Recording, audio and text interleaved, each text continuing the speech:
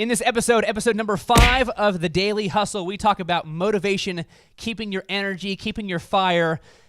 It's honestly the greatest episode we've ever done, and I make Marshall super uncomfortable talking about biology. Broadcasting from the box that rocks and Thrive15.com world headquarters, it's The Daily Hustle with Daniel McKenna.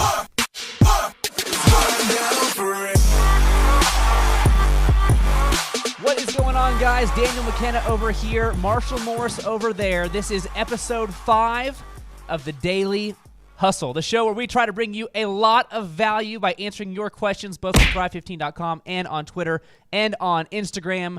We are building a community of people that are all trying to get better together, grow their businesses together. And apparently I'm so excited that I can barely talk over here. I'm so excited about it. You're pretty excited. I'm pretty excited about it, Marshall. You're back.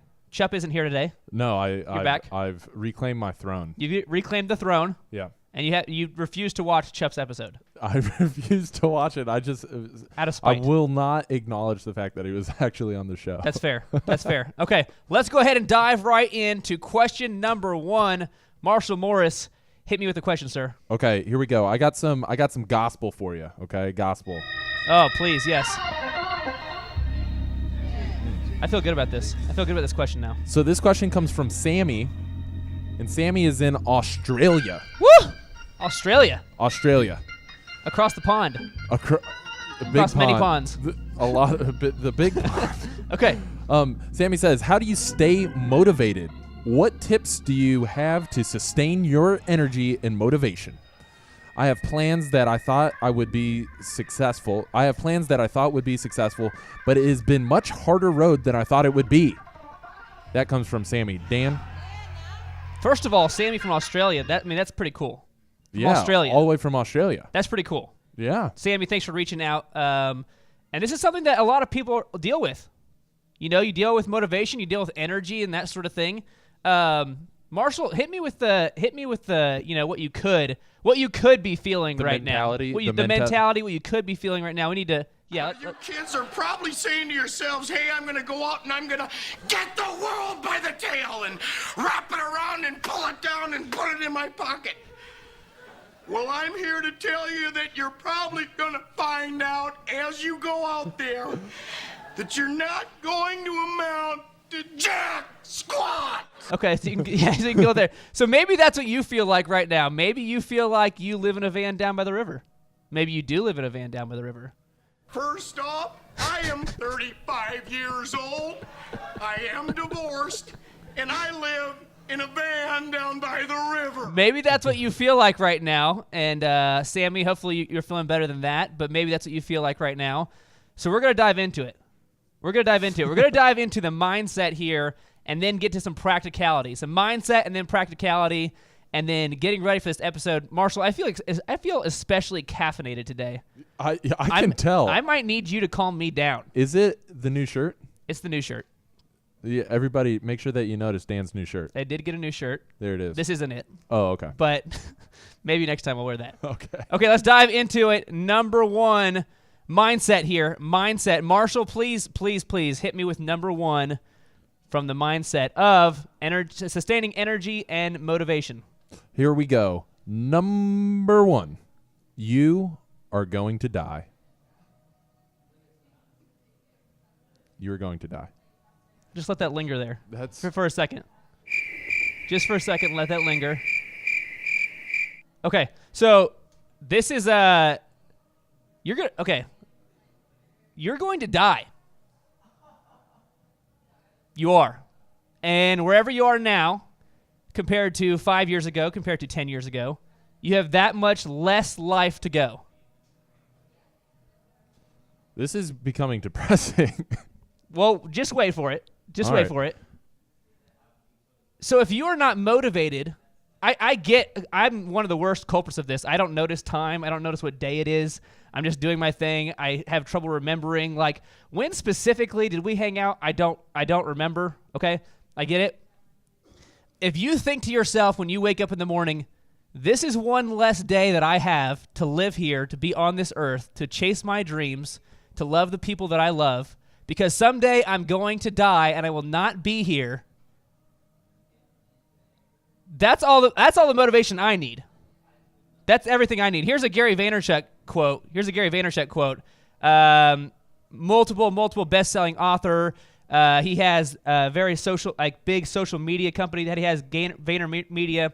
He says, "You could have been a bus. You have won the lotto of life by being alive right now. How are you not motivated? You are content to sit like a bump on a log and wait until your life is over. You suck." This is kind of a paraphrase of what he's saying. He said this in multiple, if you watch his shows on YouTube or podcasts, he's awesome. He brings the energy. He's basically saying, you're going to die. You are going to die. This is going to happen. You might know people that have already died. You probably do. And they don't have the opportunities that you have today. So if you're wasting your day, if you're not feeling energetic, if you're not feeling motivated, if you feel in a lull, just think to yourself, this is one less day that I have because I'm going to die someday. I should probably do something I want to do. I just want that to linger there for 2 seconds. Just let it linger. 2 seconds. Okay. So that was number one. And yeah, that could be a little bit depressing, but let's go ahead and go to the other side of it. Let's go to the other side of it. Number two. All right, number 2. Ways to remain motivated. Is number 2, the second fact is you're currently alive. You are currently alive. Currently alive. We're talking about the mindset of motivation and keeping your energy. You are currently alive. Let's get into some facts here. Let's get into some facts. Let's get into some weird facts here, Marshall. You want to get into some weird facts? Do you have any music for me? I don't know for about weird facts. I have a sound clip queued up. Okay. So let's get into it. Okay, let's get into it. Here's some weird facts here for you. We're going to get uncomfortable. We're going to get real and raw here. Everybody knows how babies are made, yeah? You know how babies are made? You know how this works? Like biologically, you know how babies are made? Okay. Did you know, this is uncomfortable. Let's get uncomfortable. Let's get real here for a second so we can get a hold of this. Did you know that every time your dad got with your mom, regardless of like if you know them, you don't know them, you love them, you don't love them, somewhere between 200 and 500 million sperm were used in this altercation? We're getting real here, and I have a strong point, okay? Via Oakland University, a study they did. Sam's losing it behind the camera. Sam, I apologize. And if you're losing it where you're watching it, I apologize. We're getting real here because this is important. Somewhere between 200 and 500 million. We'll say chromosomes from now on. We'll say chromosomes. There's like 22, 23 chromosomes in each sperm, I believe. I think that's correct. We'll fact check it. Between 200 and 500 million. In fact, average male. Give me the average male. Marshall, give me the average male stat here. The average male will produce roughly 525 billion sperm cells over a lifetime. This comes from New York University's Science, Health, and Environmental Reporting Program. He said it in a very NPR voice. Yeah. Because he didn't want to offend anybody. No. I that's what I felt when you read a medical report. You just gotta read it in this particular voice. That's fair. Okay, so we're talking about you are 1 out of 525 billion from your father. 1 out of 525 billion. We're getting real here, and yeah, we don't normally talk about this sort of thing here, but you are 1 out of 525 billion, and you're currently alive. Let's keep going. Read me. We're talking about infant mortality here. We're diving deep into this. Infant mortality. Give me the stat here, Marshall. Okay, infant mortality. Can I go back to my NPR voice? Yeah, please. Okay. Yeah. Statistics from 2009 from the World Bank, and you can research more at worldbank.org. Wow.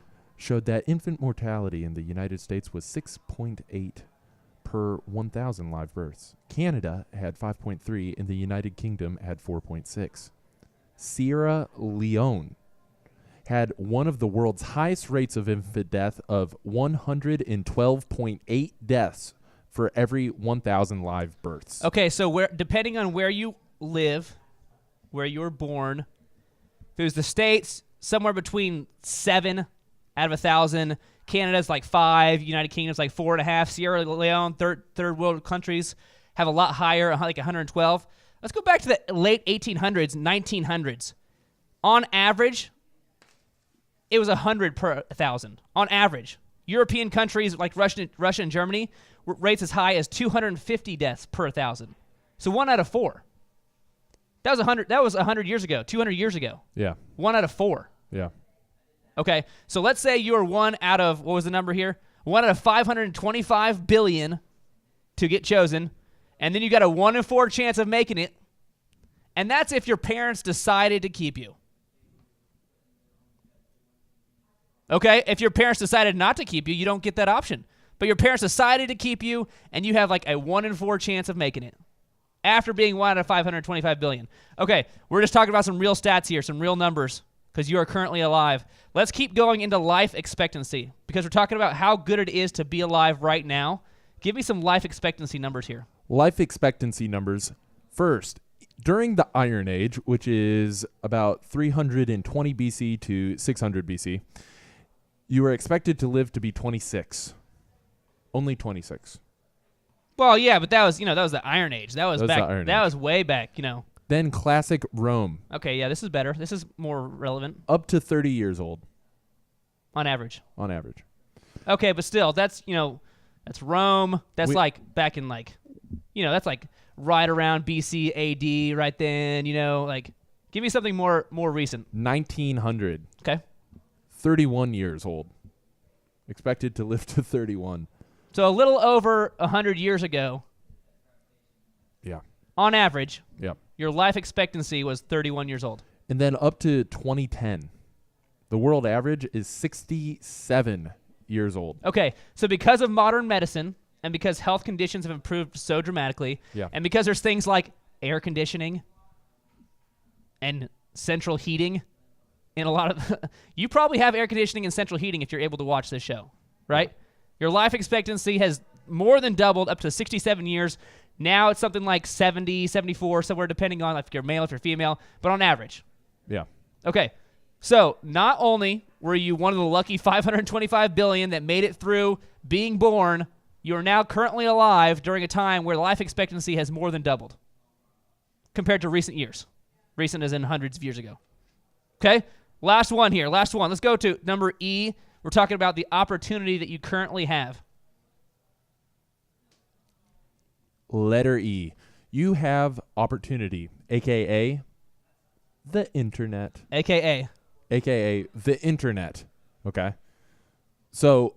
Can you imagine not having the internet? Yeah, that'd be insane. Times have changed.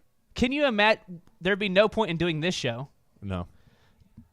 You know how easy it is to look things up on Google? Yeah. How easy it is to learn, relatively? The Google. How easy it is to be surrounded by positive influences of people who have done things with their life and giving you opportunities to see there are other things I can be doing with my life.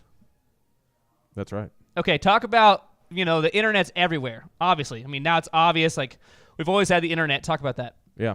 So the internet only became mainstream in 1999, okay? As of 2015, only 43% of the world has internet. 2015, only 43%. It hasn't even reached, the majority. So for a lot of you out there, depending on, when I grew up, we had the whole, dial-up modem, the beep, shh, beep, shh, shh, and, nobody could call and you'd be on the internet at the same time. That's what I was growing up. That's what I was the AIM chat room and stuff like that. That's what was my experience, right? And if you're younger than that, then you probably think the internet has been around forever and it's not a big deal. But turns out it's a pretty big deal. That's right. And you have opportunities that have never existed before. You have opportunities to be surrounded and see and learn like never before. If you're watching this video, you have the internet and you don't feel happy to be alive. You don't feel motivated to do something. Pretty crazy. Okay, let's get to the end point here. This is the end point. This is the rant. This is all the mindset going into the practicality. Want to give you the mindset before we get into the practicality. Here's the end point here. If you believe in God, I personally believe in God. I do. If you believe in God, an actual God has chosen you or at least allowed you to be alive right now. And most likely you are healthy enough to do something with your life. Most likely. If you believe in God. If you believe in God, then an actual God has either chosen you or allowed you to do this. You have that choice. Let's say you don't believe in God. Let's say that's science has proven that God isn't real. That's cool. That's fine. If that's your worldview, cool. No worries.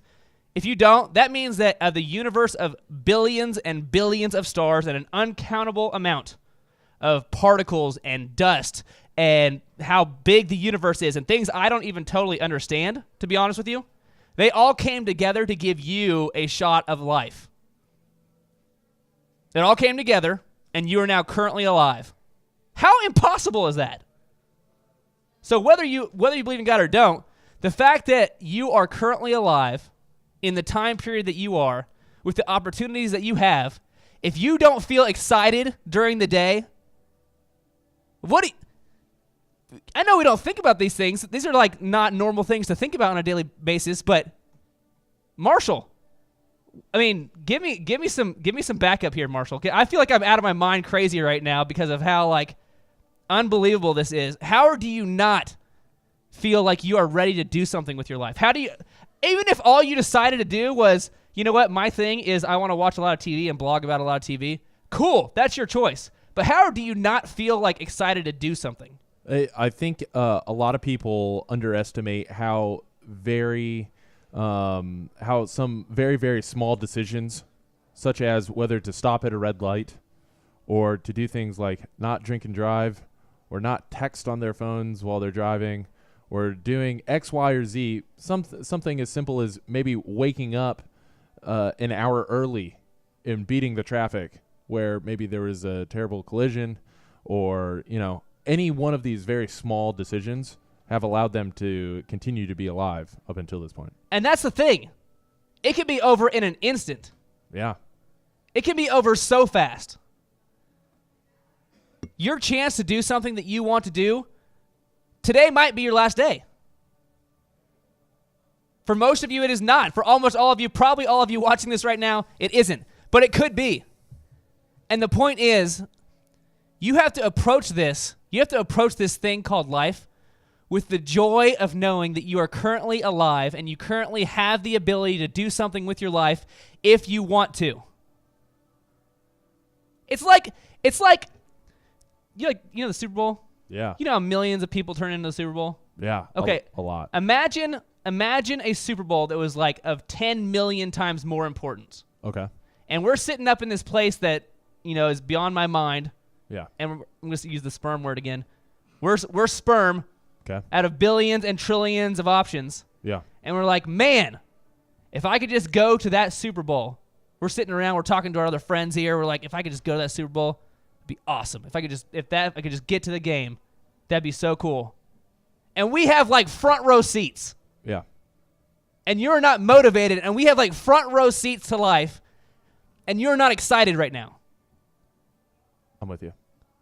I'm sorry, I'll calm down. I'll calm down. Here's the thing. No one owes you anything. No one owes you anything.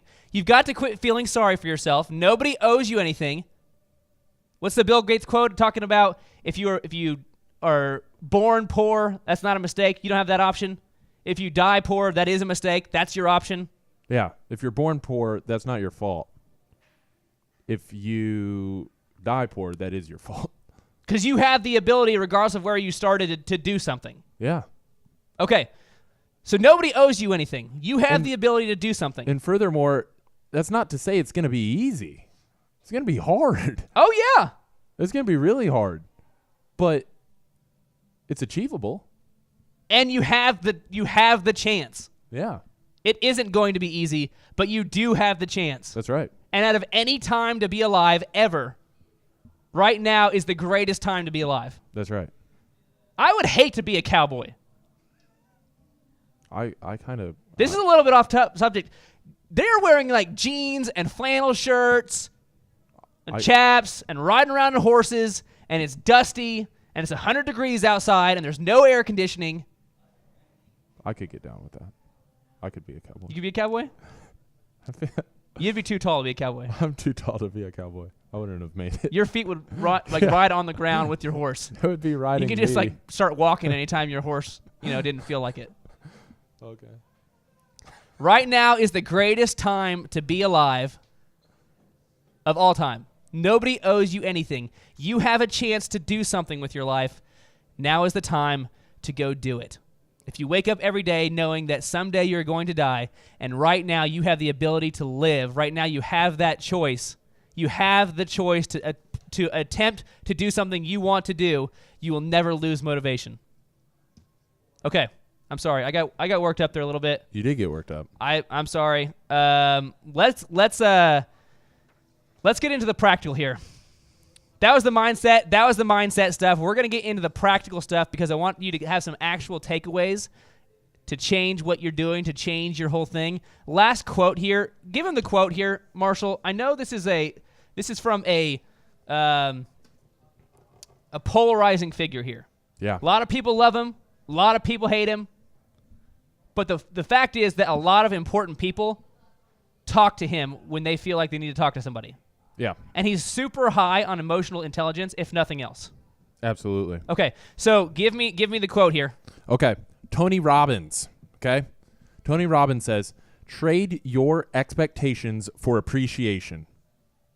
What's wrong is always available, but so is what's right if we control our focus. Regardless of who that quote comes from, if you love him or if you hate him, Yeah. that's real stuff. That's right. Okay. Whew. Trade your expectations for appreciation. What's wrong is always available, but so is what's right. If we control our focus, you can decide to think about today how you're not making very much money, how your relationships are struggling, how you aren't where you want to be. You can focus on that, or you can focus on, I am currently alive. At some point, I'm going to die. That means I have a chance today to make my situation better. I'm sorry. I'll stop ranting. Okay. All right. Let's get on to the practical here. Let's get on to the practical. Okay, Marshall, hit me with your practical wisdom and non-ranting, charged up, caffeinated approach that I've been bringing so far. Okay. The first thing is you have got to replace the visual and audio inputs that the world gives you by default with positive inputs that you choose. So replacing this, we're talking about practical here. That's right. We're now getting into the actual things you can do to change your world. Right. You can decide what it is you allow into your mind. That's right. Now, if you're watching the news every night and you're watching reality TV every night and you're waking up and all you read is the front page of the paper, and how do you think your mind starts developing, and what do you think about the world? Well, first of all, the news bias is bad news. The bad news bias is just terrible. I don't hardly ever listen to the news So anymore. you're saying that they prefer to tell you about the bad things that are happening, Yeah, 100%. as opposed to telling you about the good things that are happening. That's right. Absolutely. Why is that? Because bad news sells. Bad news captivates people's interests. But that doesn't mean it's a positive influence. It's a lot easier for me to get your attention by saying 12 people died today Yeah. than it is for me to say, hey, there's a lot of good people working hard at the Salvation Army that are really trying to help the homeless. Yeah. It's really, yeah. And so every day, whether it's the news or other things similar to the news, you have to realize, you have to know that people are on purpose telling you about the negative things that are happening around you because they know it's going to get your attention, and that's how they make money. That's right. That's how they make money, is by telling you the negative things that are happening around you. Okay? I don't know. Once I realized this, I felt like I was a fool. You know what I mean? Like, I felt like I was the sucker. I felt like, okay, when I realized this, I realized they are telling me this because they want to get paid with no thought at all about how that's going to affect my mindset and how I'm going to like view the world after seeing this over and over and over and over. Mm-hmm. Okay, so give me the David Schwartz quote here. David Schwartz, he's the best-selling author of The Magic of Thinking Big. Okay? He's best-selling author. He says, the mind is what the mind is fed. The mind is what the mind is fed. That's so good. Yeah. Marshall, do you have any life experience or maybe coaching experience or maybe some sort of something here to talk about what David Schwartz is talking about here? Well, I do know that specifically if you want to be successful, then you probably should hang out with successful people. Colin Powell. You got to just surround yourself by the nature of positive people in your life. If you want to break free of the violence, you probably shouldn't fill your mind with violence. Okay? If you want to break free of the negativity, you probably shouldn't fill your mind with negativity. Because why? Because the mind is what the mind is fed. Because that's how you're going to see the world. That's right. That's going to be your perspective. That's going to be your bias. You are going to think that everybody around you is trying to hurt you. Everybody around you is trying to kill you. That everything is hey, there are very dangerous situations. There are neighborhoods that I wouldn't feel comfortable going in. This is real stuff. And if you're from that area, you know this is real stuff. But I have the option to not have that fill my mind.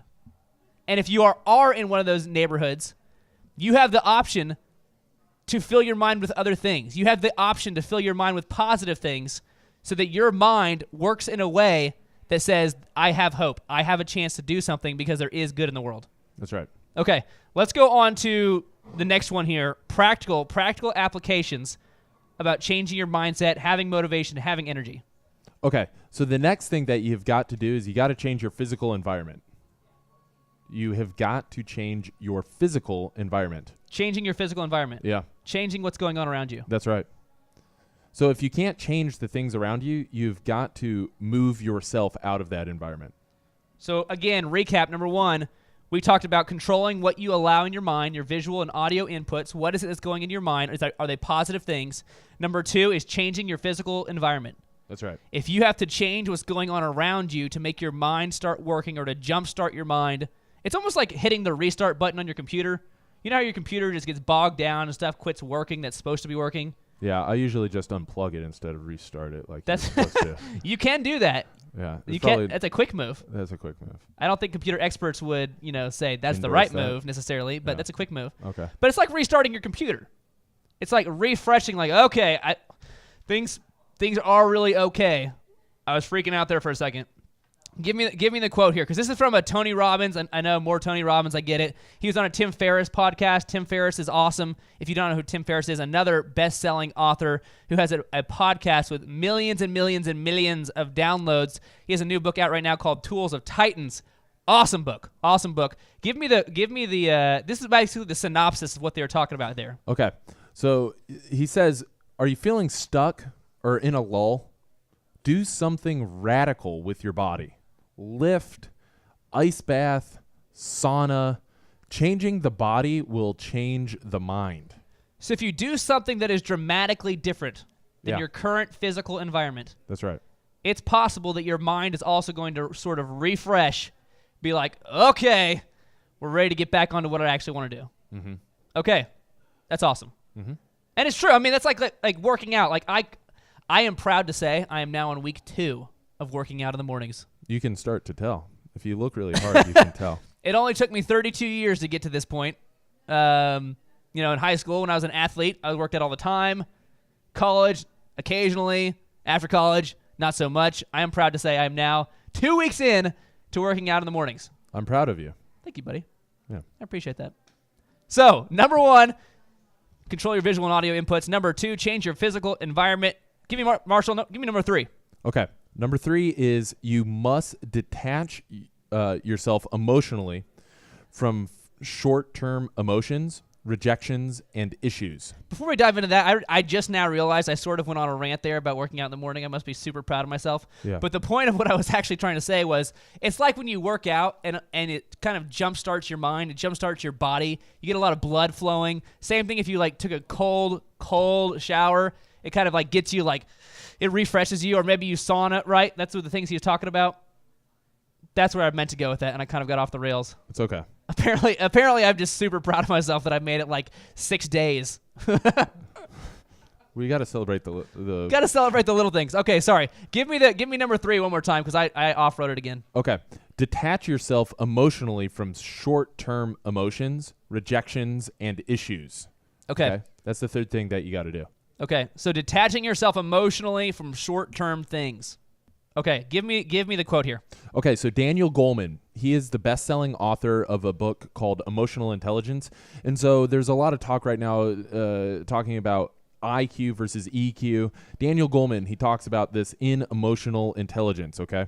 So the first thing that he says is, if your emotional abilities aren't in hand, if you don't have self-awareness, if you are not able to manage your distressing emotions, if you can't have empathy and have effective relationships, then no matter how smart you are not going to get very far. Ouch. Yeah. So regardless of how good I am at my thing, he's saying that if I can't control my emotions and I let like rejections just kill me and I let little issues kill me, that I'm not gonna progress very far. That's right. I probably will not hit my potential. That's right. Okay. That's Emotional Intelligence from Daniel Goleman. Also a good book. Very good book. Very good book. But if you don't want to read, we're giving you the knowledge right here. Give you the shortcut. Bam. That's like the big draw from that book. There's a lot of other good things, but that's really good stuff. Detach yourself emotionally from short-term things. You can't let short-term things completely derail you. And if they're derailing you, go work out or take an ice bath or something. Oh, yeah. You'll feel better afterwards. I always feel better. I like the sauna. Sometimes you just don't have heat in your house. Just because. Sometimes, yeah. Just I turn off the heat for days on end. Just because. Okay, let's go on to the next point. Number 4 here. Number 4, we just detached ourselves emotionally. So now what? Are we robots? Are we like non-feeling robots? I have no like, bleh, I'm just like ones and zeros. How does this work? No, you have to emotionally attach yourself to long-term, emotionally attach yourself long-term to your faith, your commitment to your family, and to your goals. Okay, so we're substituting the short-term, reactionary, this just happened, thus I am super upset, this just happened, so I'm down in the dump, this just happened, so I have no motivation anymore, and instead, we're focusing on what is it long-term that I want to do. That's right. What is, Clay Clark talks about the F5, Yeah. F5. Yeah. Give him the F5 real quick here, Marshall. Give him the F5. Well, you got to have your F5 goals. And Okay. what are those? 5 Fs, okay? Okay. 5 Fs. Faith, family, finance, friendships, and fitness. Those are the 5. Faith, family, finance, friendships, and fitness. So you're saying that, you just boil it down to core areas of life and you say, in these areas, this is what I want to do. That's right. Okay. So if you emotionally attach yourself to your long-term, to your F5, to your faith, your commitment to your family, your financial goals, your fitness goals, whatever it is that you care about, not what I care about, not what Marshall cares about, not what Sam cares about. We might care about good stuff. Maybe we don't. I don't know. What is it that you care about? Emotionally attach yourself to those long-term things, and short-term things don't bother you as much. Right? Mm-hmm. Okay. Still talking about practicality here of motivation and energy and making sure that you're actually able to chase the things that you want to do.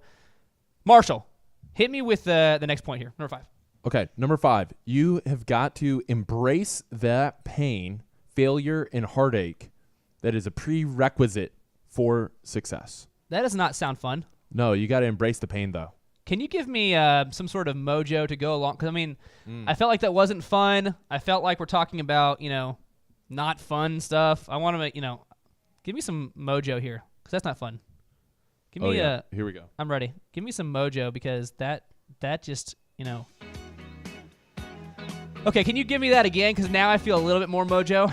Can you give me that again? Okay, number 5 is embrace the pain, failure, and heartache that is a prerequisite for success. The words you're saying still don't sound fun, but with this backtrack, I feel a little bit better about it. Yeah, you got to feel a little better about it. Okay, give me the Napoleon Hill quote. Napoleon Hill, by the way, is a man who spent his entire life studying successful people. Mm-hmm. He's like the modern day Tim Ferris is sort of like what Napoleon Hill was originally. Yeah. He wrote Think and Grow Rich. He wrote several other books, best-selling books, talking about these are the greatest people on earth, and this is what they did to get there. Mm-hmm. Okay, so hit me with the Napoleon Hill quote here. Okay, so Napoleon Hill, he says, every adversity, every failure, every heartache carries with it the seed of an equal or greater benefit.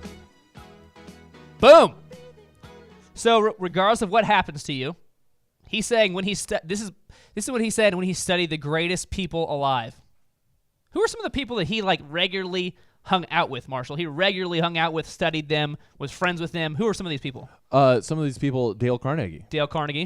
And then Rockefeller. Rockefeller. Yeah. Only two of like the wealthiest people in U.S. history. That's right. Only two of the people that transformed industries across the nation. Sure. It'd be like he's saying Napoleon Hill hung out with, I don't know, Steve Jobs, if Steve Jobs is more important. Yeah. Right? Yeah. It's like crazy wealthy. Yeah. Like Steve Jobs could have made some money. These guys made some money. Yeah. These guys changed how the U.S. operated. Mm-hmm. And he said, studying these people, he said, every adversity, every failure, every heartache carries with it the seed of equal or greater benefit. That's awesome. So whatever it is you're going through, if you detach yourself short term from what's going on and you stay focused long term on what the goals are you're going towards, you can then say, okay, this is what I'm going through. What can I learn from this situation? This is what I'm going through. What can I be better at next time? This is what I'm going through. How can I turn this from a negative into a positive? Right? Mm-hmm. And if you do that, you're going to win. You're going to win. It's easy to win. It's just success is the boring, repetitive routine of doing the small things to get to success. It's not easy, but it is simple. That's right. It's not easy. It is hard, but it's more simple than you think. Okay, let's go on to the next step here. The final step here. We're talking about the practical things that you can do every day to actually change your mind, change your energy, and be motivated to approach and go after your goals. Give me the last one. Okay, you got to just rinse and repeat. Your daily routine must include something that builds you. Listen to podcasts, motivating music, inspiring films, reading something that makes your brain work. Okay?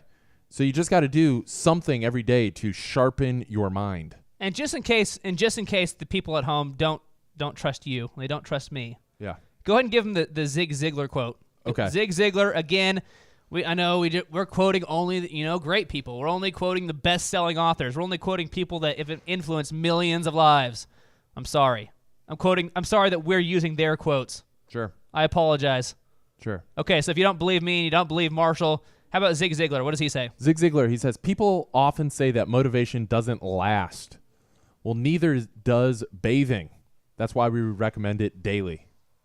So again, we're talking about people who have written about the greatest people on earth and have achieved things that you and I want to achieve as far as financial goals and influence and that sort of thing. And they're saying motivation doesn't last. It doesn't last. If you're just sitting there waiting for motivation to hit you, you're going to have some good days, but mostly not because it doesn't last. That's why we recommend it daily. So how do you do that daily? You on purpose rinse and repeat. You on purpose fill your mind with positive influences. You on purpose, maybe it's you need to go work out every day. Maybe it's you need to listen to a podcast every day. Maybe it's you need to read every day. Whatever it is, you must become self-aware enough to know this is what gets me going. This is what gets me going in the morning. This is what gets me going through the hard times. Marshall, what is your daily routine like? Because you get up super early. Get up early. You're up here super mad early. Yeah. What's some of your daily routine? I wake up. Yep. I answer all of my emails to the Interstellar soundtrack. Interstellar soundtrack. Yeah. It's awesome. Anybody needs to go check it out. I don't get paid for referring that. You don't get an affiliate link for this? No, but the Interstellar soundtrack, that's what I play during my meta time. And then when I get ready for the workday, I play a lot of D'Angelo. I love that so much. Just a lot of D'Angelo, just constantly. Can you, I'll stall for a second. Can you pull up some D'Angelo? Yeah. Just to give, if you don't know who D'Angelo is, I want to give you a chance to listen to some D'Angelo. But the point is, Marshall is self-aware enough to know what he needs to get going every day. And if Marshall did not do these things every day, he would not be the person that he is. He would not be as motivated as he is. He would not work as hard as he is, meaning he would not be anywhere as close to his goals as he currently is because he knows what he needs and he rinses and repeats every day, every day. Let's do some D'Angelo for the daily wins of the week. Oh, wow. Okay, yeah, I can get down with that. Well, first of all, though, let's just give him a little preview of D'Angelo. Okay. Because then I want to summarize everything. Okay. And then we'll do some more D'Angelo. Okay, I'm working on it. Okay. I believe in the dream. I'm working so hard on While Marshall is believing in the dream, let's just summarize here.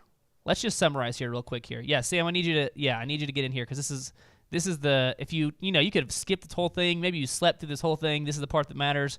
Okay. If you're talking about maintaining your motivation and your energy and your love for life, number 1, you are going to die, which is fun to think about. Number 2, you are currently alive, which is highly unlikely. The fact that you are here at all and have the opportunity to watch this video at all means you are like the luckiest person ever. You've won the lottery of life, is what Gary Vaynerchuk says. You've won the lottery of life, and the fact that you are currently alive is unbelievably amazing.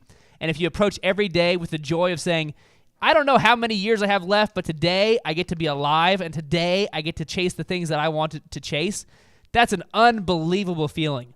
And then on the practical side, if you replace your visual and audio inputs, replace what's going into your mind, you change your physical environment, jumpstart yourself, whatever it is, working out, ice bath, sauna, change something physically to get your mind going.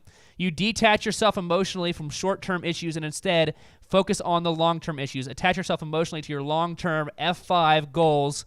What are the things I actually care about? These are the things I'm going toward every day. You embrace, know, and almost enjoy that pain, failure, adversity, it's going to happen, and it's a prerequisite to your success. It has to happen before you're overwhelmingly successful. It has to. And lastly, you must rinse and repeat. You must do this over and over and over and over. And for how long? Only as many days as you're alive, or only as many days as you want to be able to chase what you're doing. That's all. Just every day, whatever it is that gets you going, you have to do that every day. Okay, we got some D'Angelo? Yeah, we got some. Give me a little taste here. Oh, wow. Turn that up just a little bit.